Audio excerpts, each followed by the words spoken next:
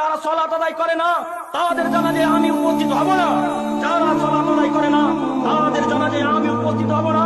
এইভাবে আপনি জোরালো কণ্ঠে জাতির সামনে খুতবায় উঠে মেম্বারে উঠে বলতে পারেন না কেন? আপনার কি অন্তরে ভয় আছে? আপনি কি নিজেকে ভয় মনে করেন? আপনি কি এই গ্রাম্য সর্দারকে দেখে ভয় করেন নাকি? কি করে নিবে গ্রাম্য সর্দার? আরে ভাগ্য নিয়ে পৃথিবীর বুকে এসেছি, ভাগ্য ছাড়া পৃথিবীর বুকে আসিনি। রাসূল সাল্লাল্লাহু আলাইহি সাল্লাম বলেছেন পৃথিবী সৃষ্টির 50,000 বছর পূর্বে মানুষের ভাগ্য লেখা হয়েছে। আবার যেদিন আমার মায়ের পেটে 43 মানে 4 মাসের যেদিন ছিলাম, আবার আল্লাহ তাআলা ভাগ্য লিখেছেন। অতএব আমি যারা সালাত আদায় করে না তাদের জানাজায় উপস্থিত হব না। আমাকে রাখতে হলে রাখুন, না রাখতে হলে না রাখুন, আমার কোনো যায় আসে না।